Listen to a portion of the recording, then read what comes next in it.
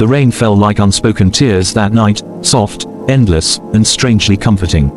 In the little town of Hallam, where the streets curled like forgotten dreams and lanterns glowed in sleepy corners, one could almost hear the sighs of the lonely. Favor stood under the old bus shelter, her bag clutched to her chest. It was all she owned, a few clothes, a tattered Bible, and a small frame holding her late mother's picture. The rain had soaked her thin dress, clinging to her skin, but she didn't move. She was waiting, not for someone, but for something better than the life she had left behind. And somewhere across town, in a mansion on the hill, a man named Godwin sat by his piano, playing a sad tune that sounded like the heart calling out for something it didn't yet understand. The mansion of the Allorans was a palace of silence. It had beauty but lacked laughter. The marble floors were polished, the chandeliers glowed, but the walls carried an ache, the ache of absence. Godwin Alloran, 32, was a man of success and solitude. His late wife had died 3 years ago, leaving behind a house that felt more like a museum than a home. Since then, Godwin had buried himself in work, in music, in anything that could drown the emptiness. When the new housemaid arrived, he didn't even look up from his papers. The head butler introduced her. "Sir, this is the new maid, her name is Favor."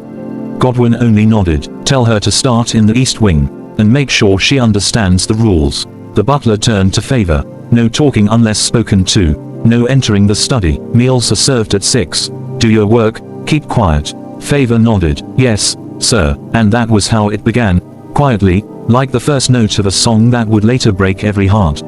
Favor worked like someone trying to erase her past. She swept, scrubbed, polished, and sang softly under her breath. Her voice was gentle, like the wind before dawn. She never complained, never asked for more than food and shelter. But every night, before she slept, she prayed by her small window. "Lord, give me peace. Give me strength to love even when no one sees me." Her room was small and cold, yet filled with a strange warmth, the kind that came from a heart still believing in hope. Downstairs, Godwin heard her singing sometimes. It bothered him at first. He wasn't used to sound, especially sound that carried emotion. One night, he went to her room door, not to speak, but to listen. And as her voice floated through the wood, frail yet full, something in him stirred. He didn't understand it, so he shut his heart again. One morning, Favor accidentally broke a porcelain cup, one that had belonged to Godwin's late wife. She froze, terrified. When Godwin entered the kitchen, she was already kneeling, tears in her eyes. "I'm so sorry, sir. I didn't mean." "It's fine," he said quietly. She looked up, surprised. "Sir, I said it's fine. It's just a cup." He turned and left, but his voice carried a tremor, the sound of a wound touched after long silence. That night, he couldn't sleep. It wasn't the broken cup. It was the way her eyes had looked when she apologized. Not fear, not guilt, something purer, like someone who didn't want to hurt what they loved. He began to see her differently after that, not as a maid, but as a presence that softened the edges of his grief. One evening, while cleaning the study, Favor found a grand piano covered with dust. She touched the keys gently, like touching a memory. Then, before she could stop herself, she played a soft, trembling tune her mother had taught her. The sound floated through the halls. Godwin froze upstairs. That melody, he knew it. His wife used to play the same song when she felt lonely. He walked quietly into the study and stood behind her. Favor turned quickly, startled. "I'm sorry, sir. I didn't mean to." He raised his hand. "Don't stop." She hesitated, then continued playing. Her fingers were unsure but full of feeling. When she finished, the silence that followed was almost sacred. "Where did you learn that?" Godwin asked, his voice low. "My mother taught me. She said music heals what words can't." He nodded slowly. She was right. From that night, something invisible began to grow between them, fragile but alive. Months passed. Favor became more than a maid. She became a presence the house needed. The flowers bloomed again. The rooms smelled of life. Godwin found himself watching her sometimes. The way she smiled at the smallest things, how she fed the birds outside the window, how she hummed when she worked. He didn't understand it, but he didn't fight it either. One afternoon, while cleaning the study, Favor found a sealed envelope on the piano bench. It was addressed to, "My beloved Godwin." She froze. It was from his late wife. She didn't mean to read it, but the envelope was already open, perhaps long ago. The words were short, greater than, "If one day you meet someone who brings light into your silence, let her in. Don't let grief keep you prisoner. Let love find you again." Favor's eyes filled with tears. She folded the letter gently and placed it back.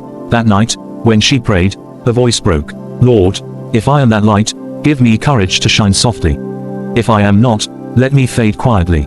It happened one night, a storm that felt like the sky's anger. The wind screamed through the halls, the rain lashed the windows. The mansion lost power. Godwin went to check the generator and slipped on the wet stairs, injuring his leg. Favor found him moments later, lying in pain. Without hesitation, she helped him up, wrapping his arm around her shoulders. Her clothes were soaked, but she didn't care. She carried him slowly to his room. Thank you, he whispered, shivering. Don't thank me, sir, she said softly. You'd do the same for me. As she cleaned his wound, he looked at her, really looked at her, the lines of her face, the strength in her eyes. Something in him broke open. Favor, he said quietly, why are you always kind, even when life hasn't been kind to you? She smiled sadly. Because I know how it feels to be invisible, and I never want anyone to feel that way again. He didn't reply, but in his silence, love began to take root. After the storm, things changed. Godwin asked Favor to join him for breakfast sometimes. They talked, slowly, carefully, like two people relearning how to speak.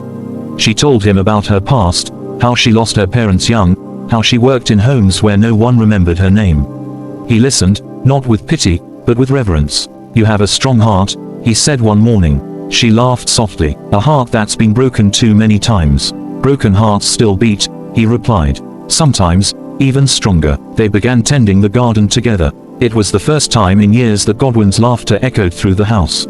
The staff noticed, whispering quietly, the master smiles again. And Favor, she glowed, not from riches, but from being seen. Not everyone was pleased. Godwin's relatives began visiting more often, bringing whispers and disapproval. She's just a maid, one cousin sneered. You'll ruin your name. But Godwin didn't answer. He only looked at Favor, who stood quietly, her hands folded, eyes downcast. That night, she came to him. Sir, maybe it's better if I leave.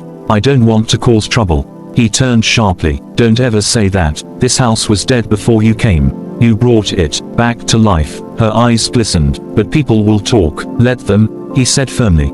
They don't live my life.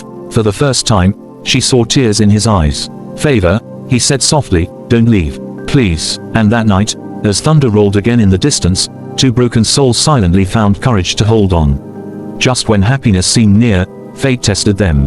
One afternoon, Favor was sent to the market to buy supplies. On her way back, a speeding car lost control and struck her down. She survived, but her injuries were serious. The doctors said she might not walk properly again. Godwin was devastated. He stayed by her hospital bed day and night. When she woke, she whispered, I'm sorry, sir. I failed you. He took her hand. You've never failed me, Favor. You saved me. Tears fell freely then, not of sorrow, but of love too deep for words.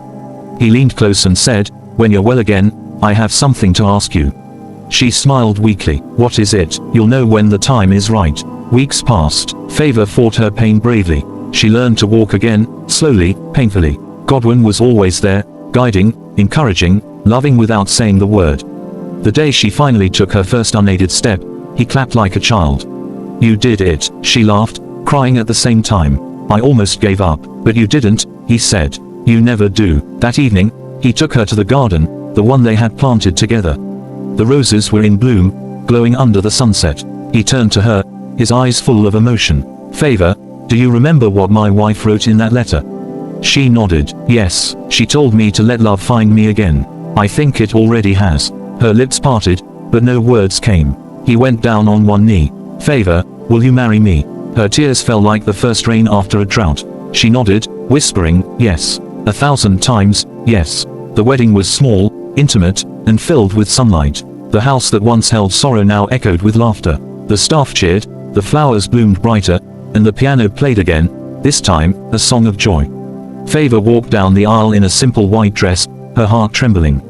Godwin waited for her, eyes shining with peace he hadn't known in years. When the priest asked, do you take this woman? Godwin's voice didn't shake. With all that I am. When it was Favor's turn, she smiled through tears. You saw me when no one else did. You taught me that love can heal even the deepest scars. I take you, Godwin, my master, my friend, my home. Applause filled the room, but it was the embrace that followed that spoke louder than any word.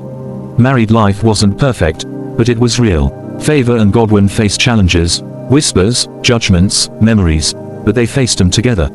The house on the hill no longer felt empty. The rooms carried laughter, the piano sang of peace, and the garden bloomed in every season. Sometimes, when rain fell outside, Favor would sit by the window, holding Godwin's hand, remembering where she came from. She often said, "Love is not always grand. Sometimes, it's just two souls refusing to give up."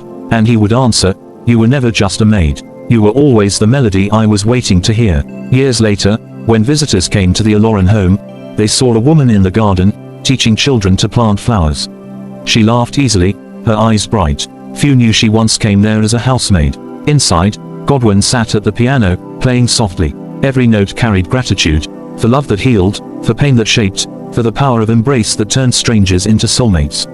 And when Favor entered, he looked up and smiled. "Still the most beautiful sound in this house," he said. She touched his shoulder. "Still the most beautiful heart in my world." The music swelled, gentle, eternal. In that house where sorrow once lived, love now breathed, quiet, tender, everlasting.